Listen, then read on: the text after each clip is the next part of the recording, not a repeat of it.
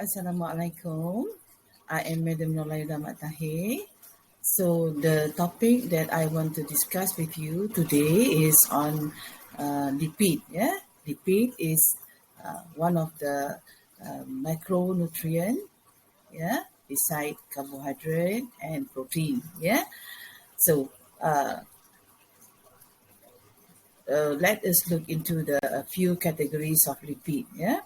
Lipid can be subdivided into fats and oils, triglycerides, sterol, phospholipid, waxes, and terpenes.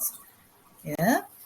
Now, and this is the structure of the triglyceride. Yeah. Triglyceride is one of the category of lipid. Yeah. And it consists of three molecule fatty acids bound together with the one molecule of glycerol. Yeah. So this is the types of fatty acid. Yeah. You know that lipid is a change of fatty acid, right? So when it comes into the structure, you will see that there are three types of fatty acid, which is the saturated one, the monounsaturated, and the polyunsaturated. So how they differs from each other. Yeah, the saturated is more to solid at room temperature, whereas the monounsaturated and the polyunsaturated, they are liquid at room temperature. So the three types of triglyceride, yeah, that I had showed you before, the structure, yeah, the example, yeah, they are actually mainly come from the animal sources. Yeah, example, the cheese. Yeah, as you can see in the slide, we have beef, the whole milk. Yeah, and also we have margarine. Yeah, as I told you again, the animal fat is also considered as saturated fat because remember what I told you just now, that as saturated fat, they are solid at room temperature.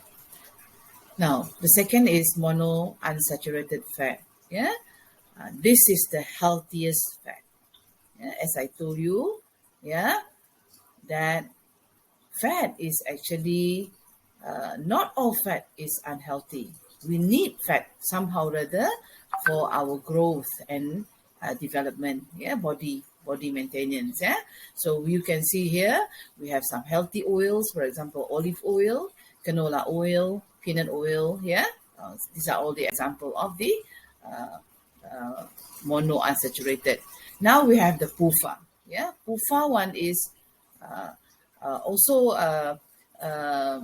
as compared to saturated fat. Of course, PUFA is better. Yeah, because as I told you, yeah, PUFA is comes from vegetable sources. Yeah, from the sunflower oil, corn oil. Yeah, that is why we use all this oil for cooking. Yeah. Now, trans fat. What is trans fatty acid? Okay. Trans fatty acid, they occur naturally at low levels, yeah, in meat and dairy products. And as we can see here from the slide, yeah, how do you get trans fatty acid? Is by undergoing a process called hydrogenation. Yeah, hydrogenation is a process where the liquid or the oil is transferred or convert into solid form. So this is important for the industry, yeah, for the food industry. That's why we can have margarine, we can have butter, yeah, we have cheese, yeah. These are all the hydrogenation process, yeah. And it is important because we need this kind of food, but we have to make sure we use, yeah, sparingly. Yeah, what does it mean by use sparingly? You don't use it as much. Because why? The side effect of the trans fatty acid or trans fat, it will raise the blood cholesterol level. Yeah. Okay. Now let us look into the FR, the essential fatty acid. The word essential means this must be taken from the diet. It cannot be, our body cannot make. Yeah. So anything like, the body can make it is called non-essential, but when the body cannot make it and we should take it from our diet, we call it is essential nutrient. Yeah, so essential fatty acid is one of the essential nutrient. You have linoleic here, alpha linoleic. Okay, you can see, linoleic acid is omega-6, linolenic is omega-3, and we have another 2 omega-3 here. The EPA and DHA and EPA. DHA is docosahexaenoic acid and EPA is eicosapentaenoic acid. So let us look from one to another. Linoleic acid is actually come from the vegetable oils, the whole grain and the vegetable. For the alpha linoleic acid, it comes from the flaxseed, the soybean, But for this one, for EPA and DHA, it's special. Why? Because it comes from the marine sources, from the sea, food from the sea, So that is why you have fatty fish and this like salmon, mackerel, they contains EPA and DHA, and this is very important for brain development.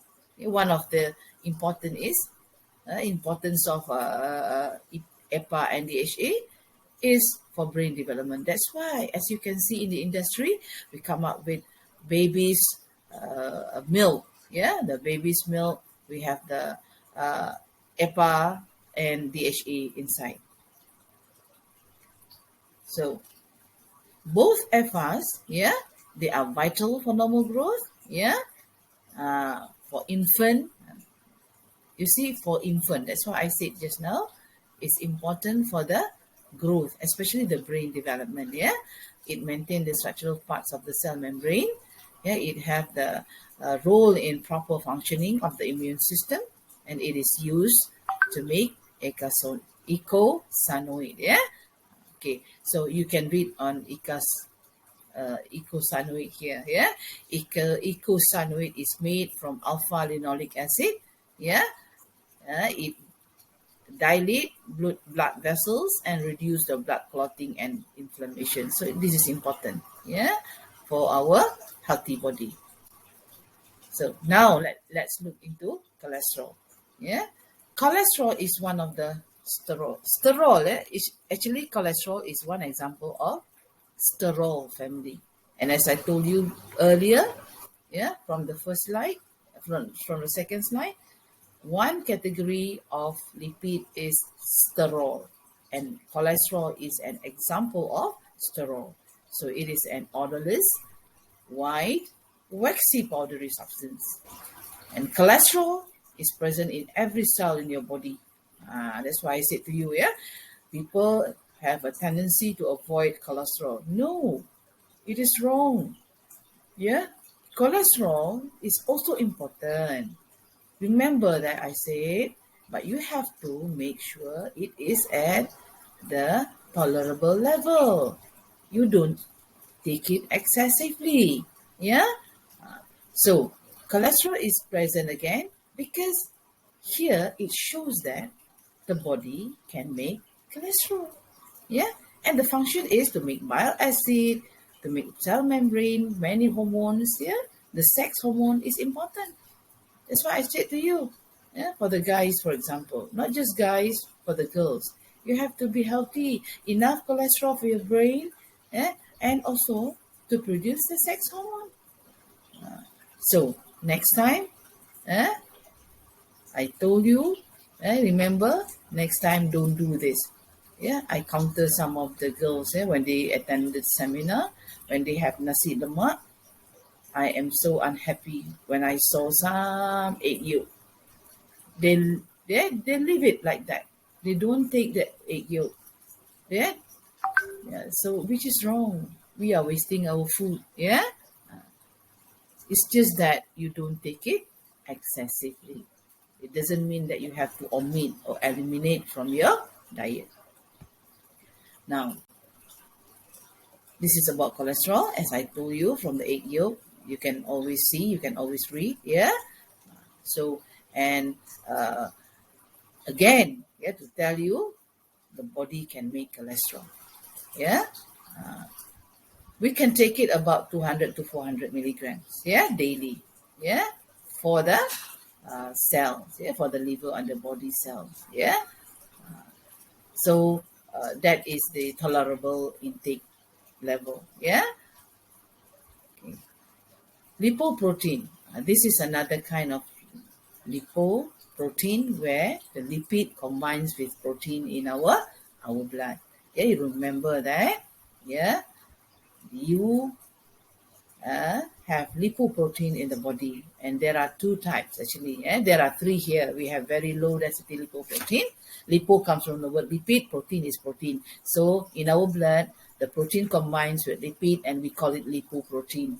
Yeah, low density LDL and high density. I want to tell you that in order to be healthy, you have to make sure the level of your low density lipoprotein is less. Yeah. If I'm not mistaken, for LDL, it must be less than 2.3. Yeah. For high density lipoprotein, this is a good cholesterol. So LDL is a bad cholesterol because it raises up the cholesterol level, and the high density lipoprotein, the HDL, is good cholesterol because it reduces the cholesterol level.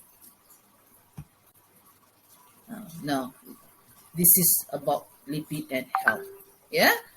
Lipid can cause heart disease. And before that, not just heart disease, the excessive intake of fat is dangerous. Yeah? Because you will get yourself obese. When you are obese also, you cannot, yeah, have a very good immune system. And on the slide here, yeah, no matter you are slender or stout, as long as you have excessive intake of fat in the diet, it can cause heart disease. Nowadays, there are many people, they die young because they don't consider taking good and healthy food. Yeah, resulting to have what? Yeah, health consequences when you are eating too much of fat. It can cause heart disease. Yeah, when too much circulating cholesterol, yeah, it causes plaque. What is plaque? Plaque is accumulation. The hardening, yeah, the hardening of your artery, your blood vessel, due to the accumulation of cholesterol. Yeah, and this is called atherosclerosis. Yeah, athero means artery, sclerosis means the narrowing of your artery. So that is why not enough blood pass by the artery, so it can cause not enough oxygen, yeah, being brought, yeah, into the blood, and the blood itself cannot pass by, yeah, the artery very well. It is blocked. Yeah, it's hardening due to the accumulation of cholesterol, and the process is called thrombosis, for your information. Angina is chest pain, yeah, same thing, yeah, because chest pain is one of the symptom of heart disease. Yeah? If you have chest pain, don't take things for granted. You have to check. Yeah, you do ECG. Yeah, you do the heart test so that you know that we have problem or not with your heart. Yeah, and last but not least, stroke. Stroke affecting the brain. And as you know, yeah, as you can see, I had already introduced you. Whenever I teach the subject, whenever I teach you about health, I told you that, yeah, having a poor diet can expose yourself to kind of chronic disease, and stroke is one of the chronic disease. Yeah, when your artery is blocked, yeah, when your vein, yeah, is not healthy, so resulting to the not enough brain coming to, not enough oxygen coming to the brain, and it is can cause the stroke. Yeah, okay. What affect cholesterol level? So there are many factors affecting the cholesterol level, yeah, in your body. Yeah, first is you take more saturated fat and trans fat through your diet. That's why, yeah, it make your cholesterol increase. Yeah, second is, yeah, because the excessive intake also. I told you that mono and poly unsaturated fat, MUFA and PUFA, they are good. But if you take it excessively, then it affects your cholesterol level. Yeah, but you need somehow or other some mono unsaturated. Yeah, because yeah, it is healthy fat. Yeah, again, your weight. Yeah, if you are obese people, yeah, obese people, they are exposed to the high cholesterol level. When you lack of physical activity, uh, you can have more cholesterol. But if you want to increase your HDL, you have to do more physical activity, more exercise. Yeah, Asian gender. But nowadays you can see that when you age, yeah, you have a tendency to to yeah, it's normal for people that you are not your body cannot efficiently process the food. So when you hit the age of 40, yeah, you try to reduce your fat intake. You change the way of cooking. Yeah, it's more healthier cooking, steaming, boiling. Yeah, use less fat, less oil. Yeah, and last but not least is heredity. Yeah, you can inherit the hypercholesterolemia. Yeah, hypercholesterolemia is a condition where you have cholesterol. Yeah, more cholesterol in the blood, excessive cholesterol, we said it hypercholesterolemia. So it can be inherited. Let's say you have parents with this kind of problem, so you will have it. Yeah, the problem probability is higher as compared to those who do not have genetic on hypercholesterolemia. So this is the dietary recommendation for fat. Yeah? So AMDR for the total fat is actually varies based on your age. Yeah, that for younger, yeah, for younger children, you need 30 to 40% of your kilocalorie intake come from fat. 4 to 18 years old, you need 25 to 35%, and over 18 years old, it is less, which means you just need 20 to 35. Yeah, so which means yeah, the calorie requirement, the fat, the amount of total intake of fat is depend on your age. Yeah, okay. So I think that is the end of my presentation for the topic. Yeah, what I want to focus is about the trans fat, the types of fat, and how it functions in the body. Yeah, and why it cannot be taken excessively. Yeah, and also there are so many factors affecting your cholesterol level. Okay, Assalamualaikum.